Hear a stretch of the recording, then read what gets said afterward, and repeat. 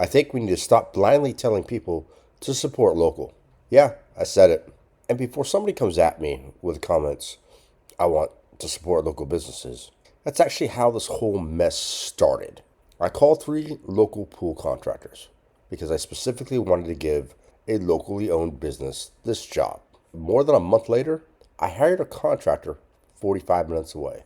He was at my house with the crew within a day.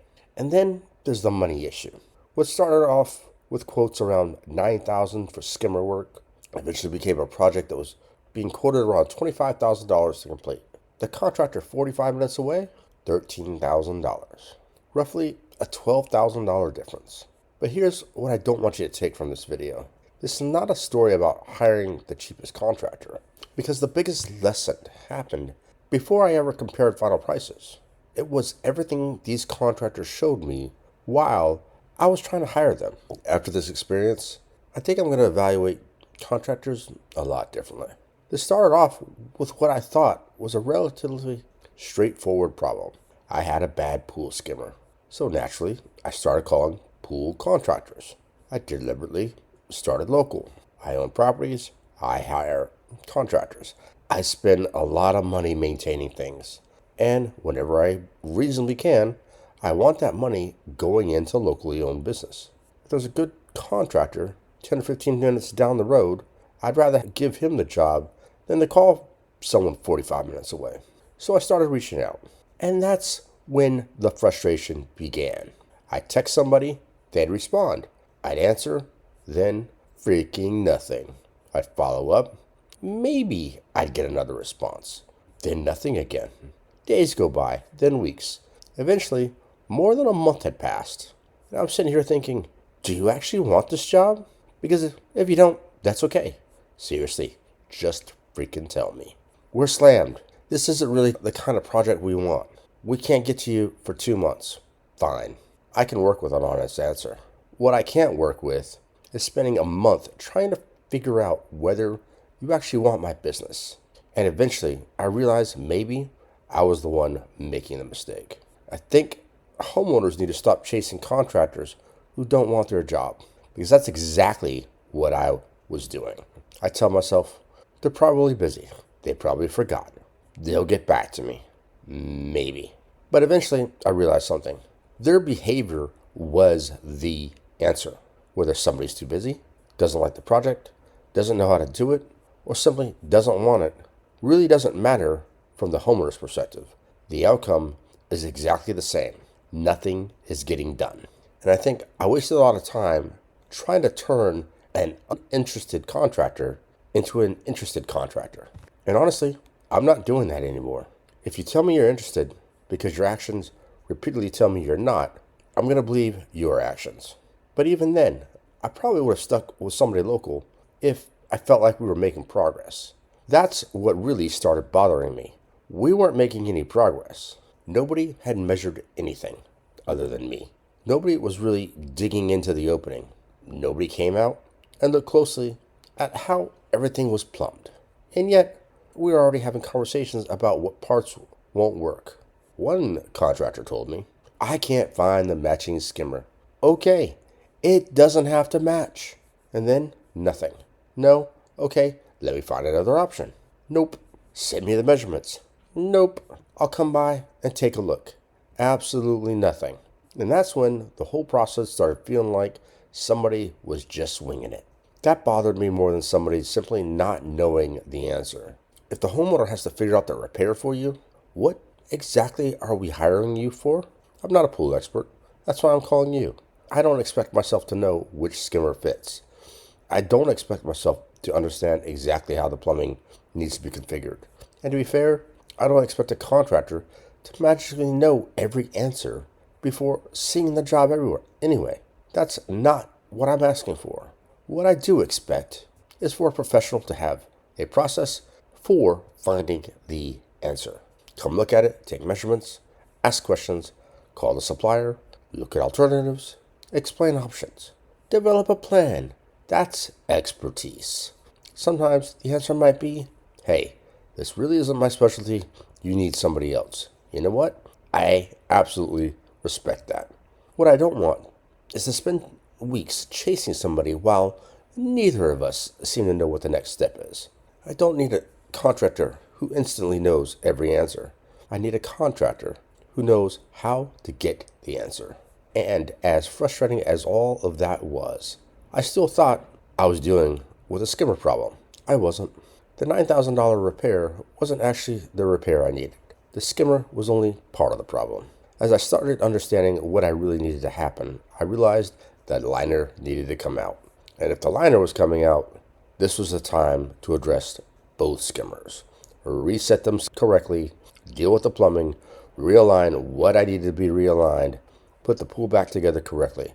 Because the last thing I want to do is just spend roughly $9,000 fixing one part, only to tear everything apart again later. Now the scope has changed. This wasn't one isolated skimmer anymore. This was a real project. So the numbers changed too. It went from talking about roughly $9,000 to quotes around $25,000 for the larger project. And that's where this became more than frustrating. It became confusing because none of the first three contractors really seemed to want it. Think about it from my perspective. Willing to spend the money, actively trying to hire somebody. I'm specifically trying to keep that money with a local business. We're potentially talking about a $25,000 project. And somehow, I feel like I'm the one trying to convince somebody to take my money. I'm calling, I'm texting, I'm freaking following up. I'm waiting. I'm trying to get people to come look at it. At some point, I had to ask myself, why am I working this hard to hire somebody? And seeing that $25,000 number while having this much trouble getting engagement made me wonder about something. Sometimes I wonder if a really high contractor quote isn't actually a quote. It's just a polite way of saying, I don't want the job. Now let me be clear. I can't tell you that's what happened here. I don't know what's going through anybody's mind. And contractors have every right to price their work however they want. There might be completely legitimate reasons why one contractor needs $25,000 to do something, another contractor can do it for less. But look at it from my perspective. Communication had been difficult. Getting people to really investigate the job had been difficult. Nobody seemed particularly interested in taking ownership of the project. And the larger project was coming in around $25,000. Then another contractor actually wants to work, comes in from 45 minutes away, brings a crew, starts solving the problem, and eventually we're around $13,000. That's a $12,000 gap. Maybe there are perfect legitimate reasons for that difference, but it taught me something. A high quote doesn't automatically mean you're getting a better contractor. Sometimes you might simply be talking to the wrong contractor for the particular job. And that's also why I've changed the way I look at getting multiple estimates. I still want them, but now I want to know what produced them. How did everybody actually inspect the same problem? Are we talking about the same scope, the same materials? Did one contractor take measurements while another was estimating based on what I told them? Because if one contractor says $25,000 and the other says $13,000, who's cheaper?